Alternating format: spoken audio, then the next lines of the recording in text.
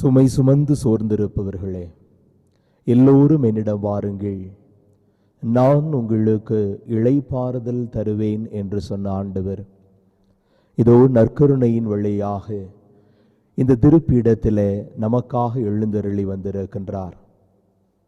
மதுரை உயர்மறை மாவட்டம் கொடைக்கானல் மறைவட்டத்தில் இருக்கின்ற பாக்கியபுரம் புனித ஆரோக்கிய அன்னை திருத்தலத்திலே நாம் எல்லோரும் இந்த நற்கருணை ஆராதனைக்காக குழுமி இருக்கின்றோம். மாதா தொலைக்காட்சியின் வழியாக இந்த நற்கருணை வழிபாட்டில் நாம் பங்கெடுத்து கொண்டிருக்கின்றோம். இதோ உலக முடிவு வரை எந்நாளும் நான் உங்களோடு இருக்கிறேன் என்று சொன்ன ஆண்டவர் நம்மோடு எப்பொழுதும் உடன் இருப்பதற்காக இந்த நற்கருணையின் வழியாக எழுந்தருளி வந்திருக்கின்றார். திருப்பாடல் 121 நாம் இவ்வாறு வாசிக்கின்றோம்: இஸ்ரேலின் இறைவன் ஒருபோதும் கண் அயர்வதும் இல்லை, உறங்குவதும் இல்லை. அவர் என் வலப்பக்கத்தில் உள்ளார், அவர் என் நிழல் ஆவார் என்று திருப்பாடலின் ஆசிரியர் ஆண்டவரினுடைய உடனிருப்பை அனுபவத்தை வெளிப்படுத்துகிறார். இதோ நாமும் ஒவ்வொரு நாளும் ஆண்டவர் என் வலப்பக்கத்தில் இருக்கிறார் என்பதை உணர்ந்த மக்களாக இதோ நற்கருணைக்கு முன்பாக நாம் எல்லோரும் அமர்ந்திருக்கின்றோம். அவர் நம் ஒவ்வொருவரையும் பார்த்து கொண்டிருக்கின்றார். இந்த தெய்வீக பிரசன்னத்தில் கூடியிருக்கின்ற நாம் அவருடைய அருளையும் ஆசிரையும் பெறுவதற்கு நம்மையே தகுதியாக்கியவர்களாக, அன்று எவ்வாறு அன்னை மரியாள் தன்னையே அர்ப்பணித்தாலோ அதே போல நாமும் நம்மையே இந்த நற்கருணை வழிபாட்டின் வழியாக அர்ப்பணிப்போம். இதோ ஆவியினுடைய வல்லமை நம் ஒவ்வொருவர் மீதும் பொழியப்பட வேண்டும் என்று நம்பிக்கையோடு ஜெபிப்போம். அன்று திருத்தூதர்கள் ஜெபிப்பது போல நாமும் கண்களை மூடி ஆவியினுடைய வல்லமை நம் ஒவ்வொருவர் மீதும் பொழியப்பட வேண்டும், ஆவியானவர் நம் ஒவ்வொருவர் மீதும் அசைவாட வேண்டும் என்று ஜெபிப்போம்.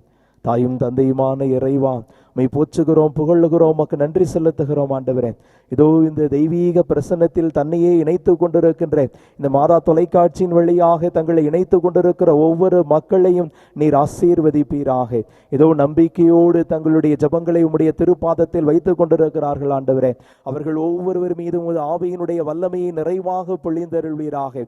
இதோ ஆவியினுடைய கனிகளாலும் கொடைகளாலும் வரங்களாலும் ஒவ்வொருவரையும் நிரப்பி இதோ இந்த நற்கருணை வழிபாட்டிலே தங்களையே முழுமையாக இணைத்துக் கொள்வதற்கு நீர் அவர்களுக்கு உதவி செய்திடுமாறு ஜெபிக்கிறோம். இதோ உமது பிரசன்னத்தில் நாங்கள் அமர்ந்து அந்த பிரசன்னத்தை உணர்வதற்கு தடையாக இருக்கின்ற எல்லா விதமான குற்றங்களையும் குறைகளையும் எங்களிடமிருந்து அகற்றி அருளும். ஆண்டவரே, எந்தெந்த காரியங்கள் எங்களிடம் தடையாக இருக்கிறதோ இதோ உம்முடைய ஆவியினுடைய வல்லமை, அந்த ஆவியினுடைய அக்கினி அதனை உடைத்து எறியட்டும்.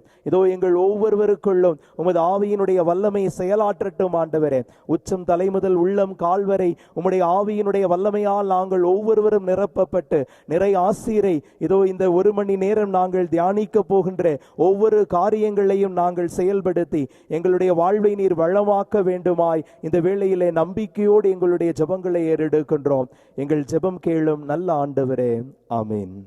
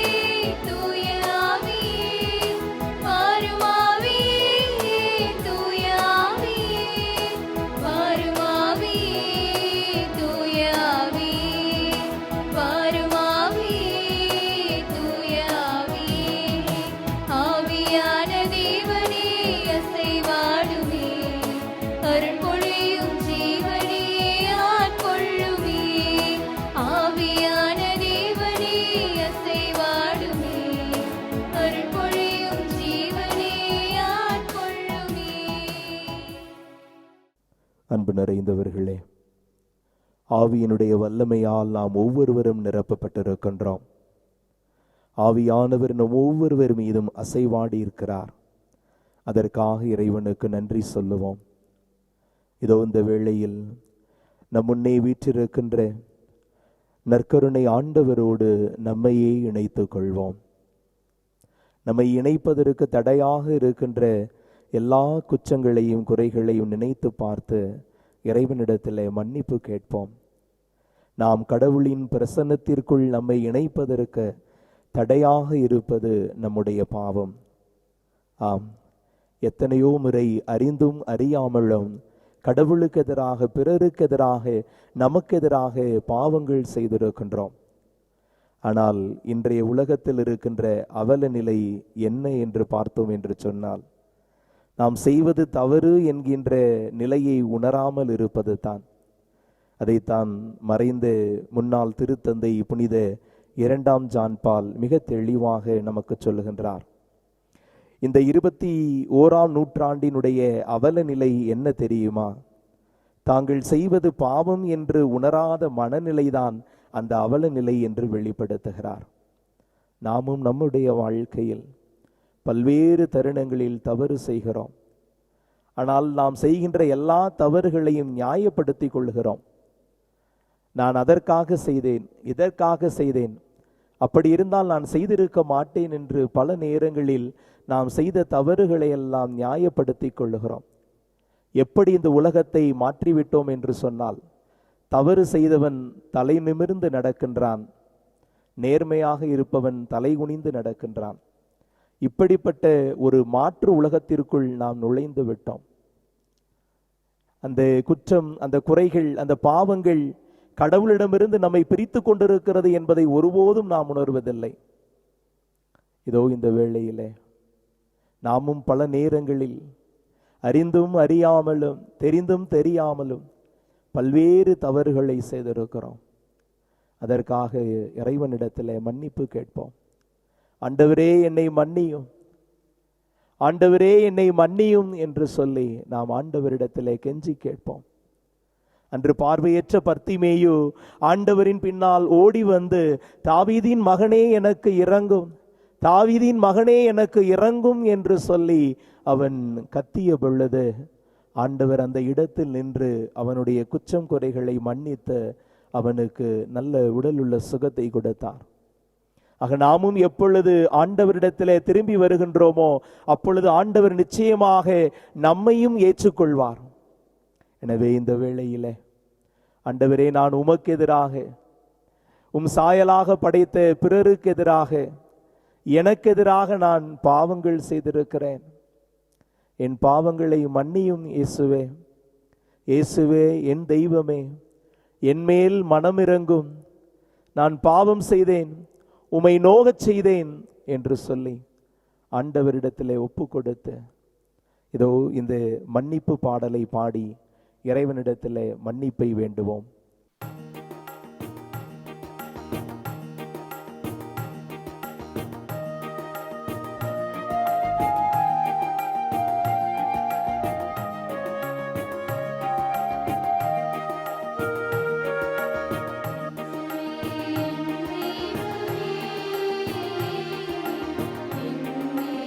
மனம் இறங்கும் இயேசுவே, என் தெய்வமே, என் மேல் மனம் இறங்கும்.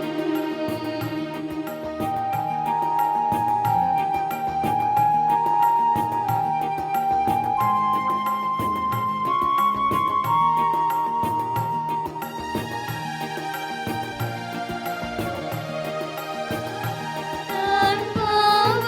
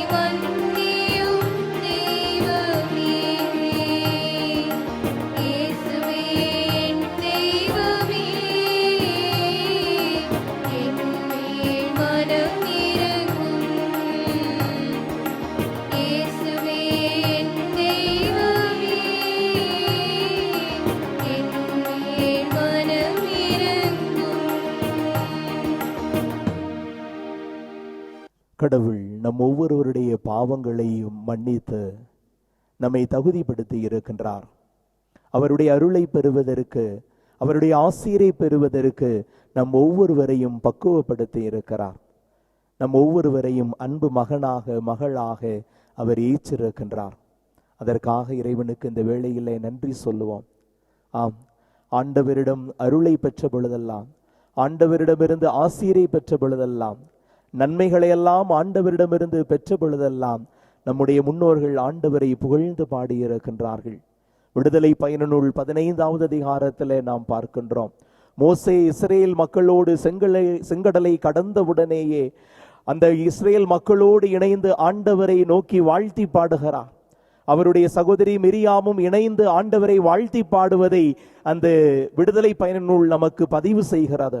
இதோ குதிரை வீரனை குதிரையுடன் அவரே கடலில் ஆழ்த்தி விட்டார் என்கின்ற அந்த பாடல் வரிகள். ஆம், ஆண்டவரிடமிருந்து நன்மையை பெற்ற உடனேயே அவர்கள் ஆண்டவரை வாழ்த்தி பாடுகிறார்கள். 2 சாமுவேல் புத்தகம் 6வது அதிகாரம் 16வது இறை வார்த்தையிலே நாம் பார்க்கிறோம்.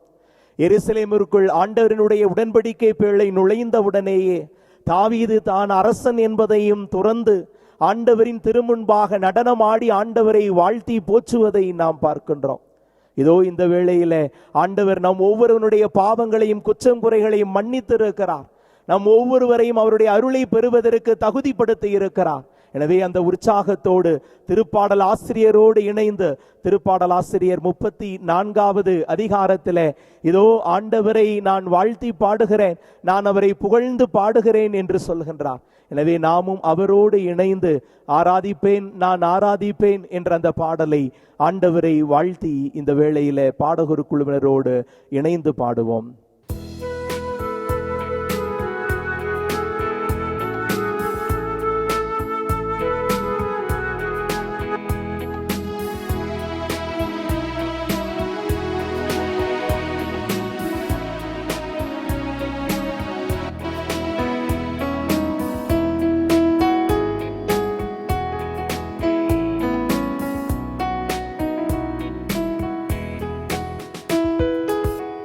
ஆராதிப்பேன்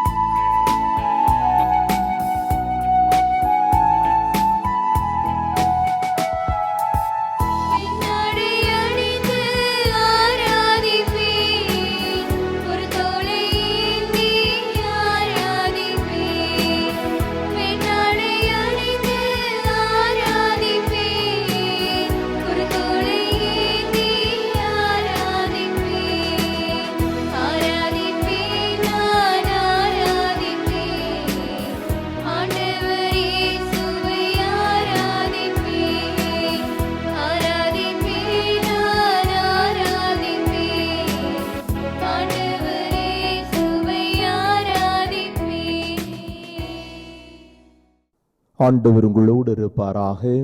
உம் ஆன்மாவோடும் இருப்பாராக.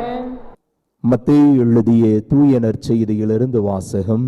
ஆண்டவரே, மாட்சி உமக்கே. மத்தேயு எழுதிய நற்செய்தி அதிகாரம் 6 இறை வார்த்தைகள் 9 தொடங்கி 15 முடிய. அக்காலத்தில் இயேசு தம் சீடர்களிடம், நீங்கள் இவ்வாறு இறைவனிடம் வேண்டுங்கள். விண்ணுலகில் இருக்கிற எங்கள் தந்தையே, உமது பெயர் தூயதென போற்றப் பெறுக. உமது ஆட்சி வருக. உமது திருவுளம் விண்ணுலகில் நிறைவேறுவது போல மண்ணுலகிலும் நிறைவேறுக. இன்று தேவையான உணவை எங்களுக்கு தாரும். எங்களுக்கு எதிராக குற்றம் செய்தோரை நாங்கள் மன்னித்துள்ளது போல எங்கள் குற்றங்களை மன்னியும். எங்களை சோதனைக்கு உட்படுத்தாதேயும், தீயோனிடமிருந்து எங்களை விடுவியும்.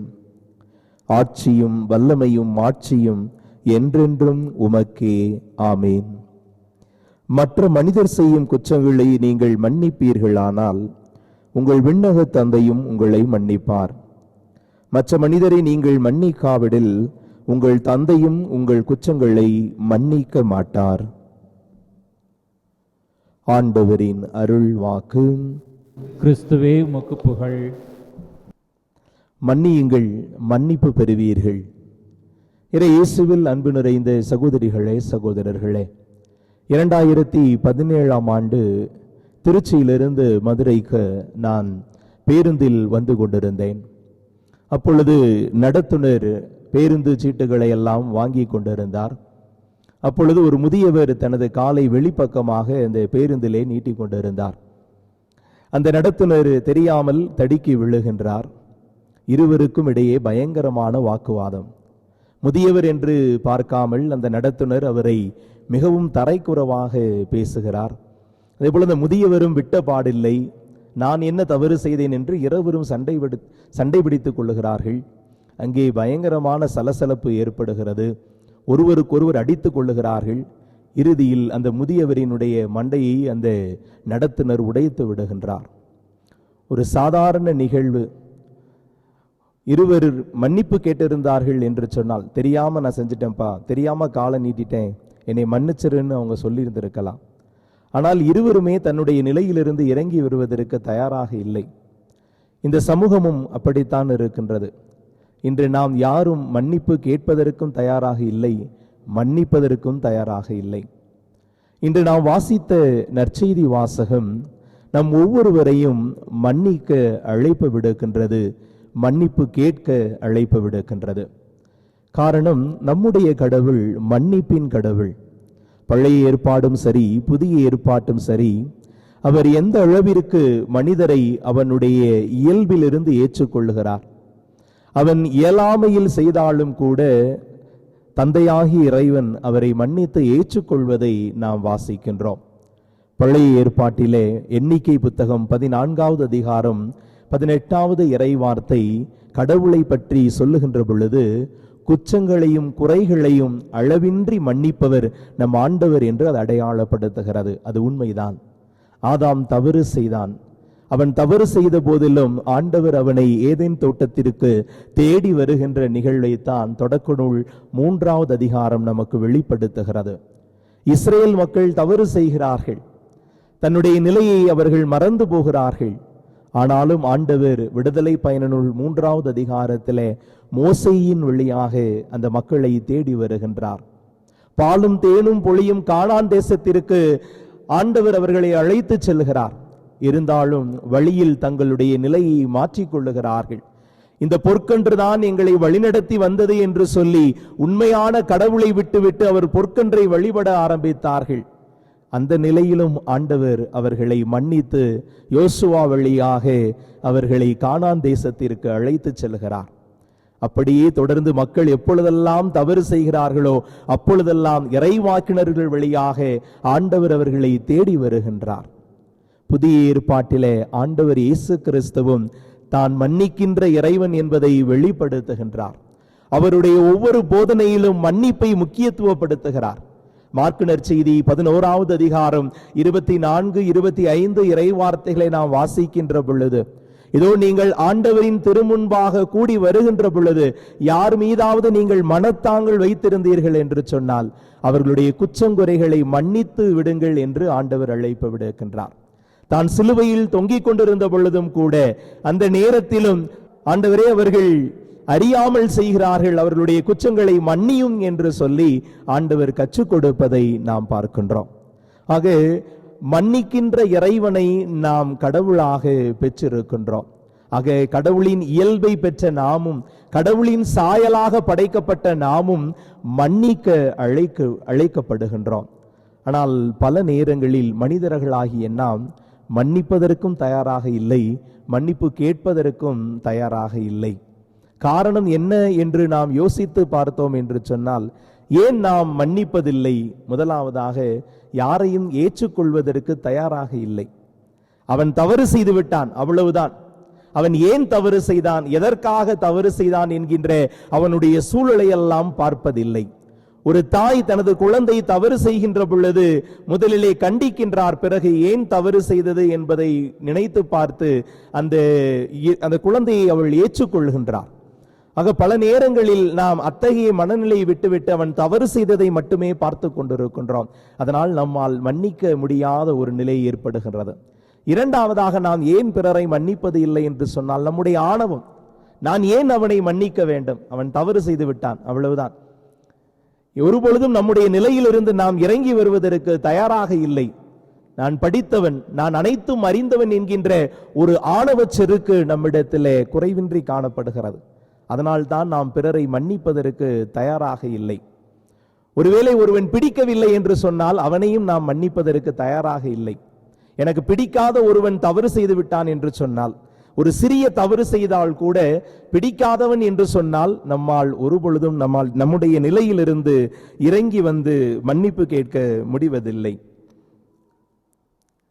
மிகவும் முக்கியமான ஒன்று, அடுத்தவரை பற்றிய ஒரு தாழ்வான ஒரு எண்ணம். அதுதான் பிறரை மன்னிப்பதற்கு நம்மிடம் தடையாக இருக்கின்ற ஒன்று. அவனுக்கு என்ன தெரியும், அவன் அதை செஞ்சிட்டான் அப்படின்னு பல நேரங்களில் நாம் மற்றவர்களை நம்மை விட குறைவாக நினைத்து கொண்டே இருக்கின்றோம். இத்தகைய மனநிலையெல்லாம் நம்மிடம் இருப்பதால் தான் நம்முடைய மனம் பிறரை மன்னிப்பதற்கு, பிறரை ஏற்றுக்கொள்வதற்கு தயாராக இல்லை என்பதை தான் இது வெளிப்படுத்துகிறது. ஆனால் கடவுள் இந்த இயல்பையெல்லாம் நம்மிடமிருந்து எடுத்துவிட அழைப்பு விடுக்கின்றார்.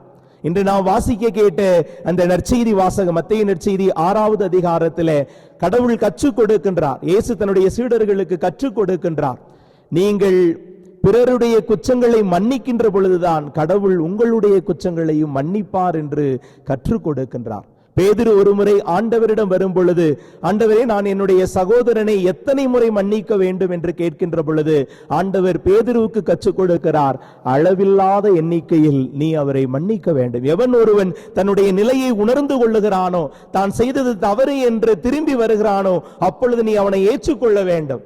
இதைத்தான் லூக்கா நற்செய்தி 15வது அதிகாரத்திலே காணாமற் போன மகன் உவமை நமக்கு எடுத்து காட்டுகிறது.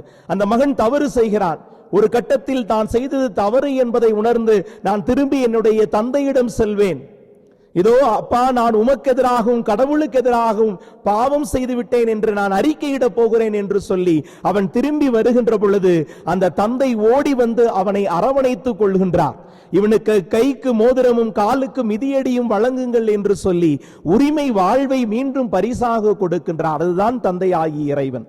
ஆக நாம் தவறு செய்தாலும் கூட, நாம் தவறு செய்து விட்டோம் என்று திருந்தி ஆண்டவரிடம் வருகின்ற பொழுது அவர் நம்மை ஓடி வந்து அரவணைத்துக் கொள்வார் என்பதைத்தான் இது வெளிப்படுத்துகிறது. ஆக கடவுளின் சாயலை பெற்றிருக்கிற நாம் ஒவ்வொருவரும் அத்தகைய மன்னிக்கின்ற மனநிலையை பெற்ற மனிதர்களாக இருக்க வேண்டும் என்று இன்றைய வாசகம் நமக்கு மிக தெளிவாக எடுத்து கூறுகின்றது. ஆக இன்று நாம் ஏன் மன்னிக்க வேண்டும் என்று உளவியலாளர்கள் சொல்லுகிறார்கள் என்று சொன்னால், ஒரு 4 முக்கிய காரியங்களை நமக்கு வெளிப்படுத்துகிறார்கள். நாம் மன்னித்தோம் என்று சொன்னால் நம்முடைய உடலில் இருக்கின்ற நோய்கள் எல்லாம் குணமாகும் என்று சொல்லுகின்றார்கள். மிகவும் முக்கியமாக நம்முடைய பழைய கசப்பான உணர்வுகள் நம்மை விட்டு வெளியேறும் என்று அவர்கள் நமக்கு கற்றுக் கொடுக்கின்றார்கள். பல நேரங்களில் மன்னிக்க முடியாத அந்த மனநிலை தான், அந்த ஞாபகங்கள் தான் நமது உள்ளத்தை காயப்படுத்தி கொண்டே இருக்கிறது. ஆனால் நாம் எப்பொழுது அதை மனம் திறந்து மன்னிக்கின்றோமோ அந்த பழைய கசப்பு உணர்வுகள் உள்ளத்தின் ஆழத்திலிருந்து வெளியேறுவதை நாம் பார்க்கின்றோம். ஆக நம்முடைய கோபங்களை குறைக்க முடியும் என்று அவர்கள் சொல்லுகிறார்கள். ஆக நாம் எப்பொழுது மன்னிப்பதற்கு தயாராகி விடுகின்றோமோ அப்பொழுது நம்முடைய கோபங்கள் எல்லாம் நம்மிடமிருந்து அகன்று போகும் என்று சொல்லுகிறார்கள். நான்காவதாக, மிக முக்கியமாக, இறைவனினுடைய அருளை நாம் பெற்றுக்கொள்ள முடியும் என்று சொல்லுகிறார்கள். ஆக நாம் எப்பொழுது மன்னிப்பதற்கு தயாராகி விட்டோமோ அப்பொழுதே நாம் ஆண்டவரினுடைய அருளை நிரம்ப பெறுவதற்கு தயாராகிவிட்டோம். இதோ எசேக்கியேல் புத்தகத்திலே இறைவாக்கினர் வெளிப்படுத்துவது போல, இதோ கல்லால் ஆன இதயத்தை எடுத்துவிட்டு சதையால் ஆன இதயத்தை உனக்குள் புகுத்துவேன். எது கல்லாகி போகின்ற இதயம்? மன்னிக்க மறுக்கின்ற இதயம்தான் கல்லாகி போயிருக்கின்ற இதயம். எந்த இதயம் மன்னிக்கின்றதோ அது சதையால் ஆன இறைவனின் அருளை ஆசீரை பெற்றுக்கொள்ளுகின்ற ஒரு நல் இதயமாக இருக்கின்றது. எனவே இந்த நற்கருணை ஆராதனையிலே குழுமி இருக்கின்ற நாம் ஒவ்வொருவரும் நாம் ஆண்டவரை போல, இயேசு கிறிஸ்துவை போல மன்னிக்கின்ற மனிதர்களாக மாற வரம் வேண்டி தொடர்ந்து இந்த நற்கருணை ஆராதனையிலே ஜெபிப்போம். கண்களை மூடுவோம். தாயும் தந்தையுமான இறைவா, இதோ இந்த வேளையிலே கண்ணீரோடு உம்முடைய திருப்பாதத்திலே நாங்கள் குழுமி இருக்கின்றோம். நாங்கள் எப்படிப்பட்ட மனநிலையோடு வாழ்ந்து கொண்டிருக்கிறோம் என்பதை நீர் வெளிப்படுத்தி இருக்கிறீர் ஆண்டவரே. பல்வேறு நேரங்களில் எங்களுடைய மனித பலவீனத்தால் நாங்கள் தவறு செய்திருக்கின்றோம். நாங்கள் குற்றங்குறைகள் புரிந்திருக்கின்றோம். இதோ இந்த வேளையிலே அதற்காக மனம் வருந்துகின்றோம். இந்த நற்செய்தியில் நாங்கள் கேட்டது போல நாங்கள் பல நேரங்களில் பிறரை மன்னிக்காமல் மறுத்திருக்கிறோம், மறந்திருக்கின்றோம். அவர்கள் தங்களுடைய நிலையிலிருந்து இறங்கி வந்தாலும் கூட நாங்கள் எங்களுடைய நிலையிலிருந்து இறங்கி வருவதற்கு மறுத்திருக்கின்றோம். நாங்கள் உமது சாயலை பெற்றவர்கள் என்பதை உணரச் செய்தருளும் ஆண்டவரே. நீர் எவ்வாறு எல்லாவற்றையும் மறந்து ஒரு தாயை போல நீர் குழந்தையை ஏற்றுக்கொள்வதை போல மன்னித்து ஏற்றுக்கொண்டீரோ, அதே போல நாங்களும் எங்களுடைய வாழ்க்கையில் எங்களுக்கு எதிராக எத்தனையோ நபர்கள் தவறு செய்கின்ற பொழுது அந்த நேரங்களில் நாங்கள் எங்களுடைய ஆணவத்தை தவிர்த்து அவர்களுடைய சூழலை புரிந்து கொண்டு மன்னித்து ஏற்று வாழ வரமருளும். உமது அருளையும் ஆசீரையும் பெற்றுக்கொள்ளுகின்ற இதயமாக எங்களுடைய இதயத்தை நீர் பக்குவப்படுத்தும். ஆம் தந்தையே, மன்னிக்கின்ற மனநிலையை கொடுத்து எங்கள் ஒவ்வொருவரையும் உமது அன்பு பிள்ளைகளாக உருமாற்றியருள வேண்டும் என்று எங்கள் ஆண்டவரும் மீட்பருமான இயேசு கிறிஸ்து வழியாகவே மன்றாடுகிறோம். ஆமீன். அன்பு நிறைந்தவர்களே, முழந்தாள் படியிட்டு நம்முடைய தேவைகளுக்காக ஜெபிப்போம். கண்களை மூடி நம்முடைய தனிப்பட்ட தேவைகளாக இருக்கலாம், நமது குடும்பத்தினுடைய தேவைகளாக இருக்கலாம், இந்த சமூகத்தினுடைய தேவைகளாக இருக்கலாம், எல்லாவற்றையும் இந்த வேளையிலே ஆண்டவரினுடைய திருப்பாதத்தில் அர்ப்பணிப்போம். கேளுங்கள், உங்களுக்கு கொடுக்கப்படும், தேடுங்கள், நீங்கள் கண்டடைவீர்கள் என்று நம் ஆண்டவர் இயேசு கிறிஸ்து நமக்கு கற்றுக் கொடுக்கின்றார். எப்பொழுதெல்லாம் ஆண்டவரிடம் நம்பிக்கையோடு கேட்கின்றோமோ அப்பொழுதெல்லாம் பெற்றுக்கொள்கின்றோம். இதோ ஆண்டவரின் மீது அளவற்ற நம்பிக்கை கொண்டு அவருடைய ஆடையை தொட்டாலே போதும் நான் குணமடைவேன் என்று சொல்லி அந்த 12 ஆண்டுகளாய் இரத்தப்போக்குடைய பெண் நம்பிக்கையோடு வந்து ஆண்டவரை அணுகிய பொழுது ஆண்டவரிடமிருந்து அருளையும் ஆசீரையும் பெற்றுக்கொண்டார். எனவே நாமும் அதே நம்பிக்கையோடு ஆண்டவரிடத்தில் ஜெபிப்போம். திருப்பாடல் நமக்கு சொல்லுகிறது, கண்ணீரோடு விதைப்பவர்கள் அக்களிப்போடு அறுவடை செய்வார்கள் என்று சொல்லி நாமும் இந்த வேளையில நமக்கான ஆண்டவரிடத்தில், நமக்காக தன்னையே இழந்த ஆண்டவரிடத்தில் நம்முடைய தேவைகளை ஒப்பு கொடுத்து ஜெபிப்போம். மார்க்கு நற்செய்தி 11வது அதிகாரம் 24வது இறை வார்த்தை நமக்கு கற்றுக் கொடுக்கிறது. நீங்கள் ஆண்டவரிடம் மன்றாடுகின்ற பொழுது பெற்றுவிட்டோம் என்கின்ற மனநிலையோடு நாம் மன்றாட வேண்டும் என்று சொல்லுகிறது. எனவே இந்த வேளையிலே அத்தகைய நம்பிக்கையோடு நாம் கேட்ட எல்லாவற்றையும் பெற்றுவிட்டோம் என்ற அந்த நம்பிக்கையோடு ஆண்டவரிடத்தில் நம்முடைய தேவைகளுக்காக ஜெபிப்போம். விண்ணப்பத்தை கேட்பவரே, என் கண்ணீரை காண்பவரே, என்ற அந்த பாடலை பாடி நம்முடைய எல்லா தேவைகளையும் ஆண்டவருடைய பாதத்தில் வைத்து ஜெபிப்போம்.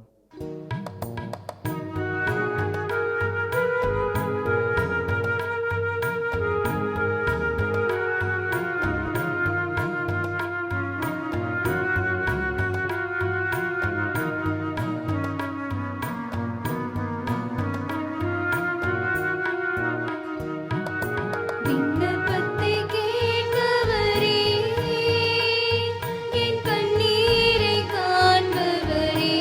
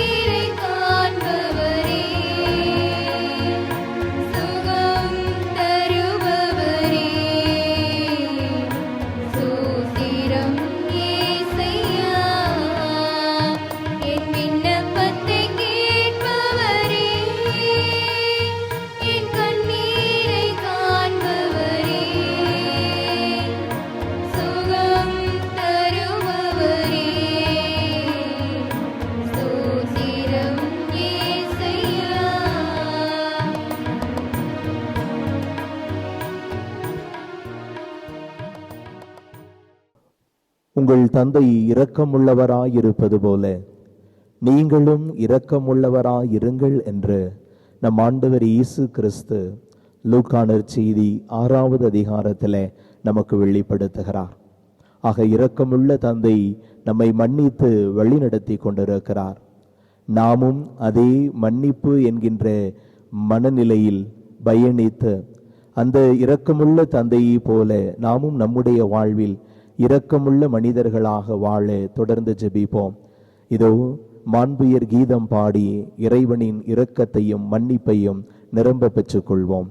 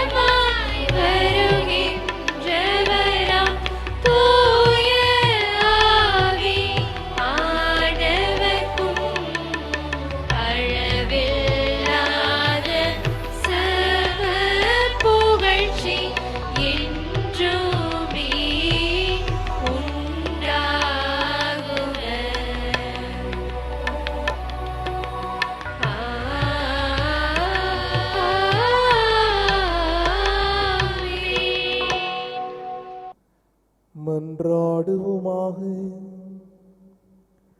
இறைவா, இந்த வியப்புக்குரிய அருளடையாளத்திலே உம்முடைய பாடுகளின் நினைவை எங்களுக்கு விட்டு சென்றீ. உம் திருவுடல் திருரத்தம் ஆகியவற்றின் தூய மறைபொருளை வணங்கும் நாங்கள் உமது மீட்பின் பயனை இடைவிடாமல் தூய்த்துணர்ந்து மகிழ அருள் புரிவீராக. தந்தையாகிய இறைவனோடு தூயாவியானவரின் ஒன்றிப்பில் இறைவனாய் என்றென்றும் வாழ்ந்து ஆட்சி செய்கின்ற உம்மை மன்றாடுகின்றோம்.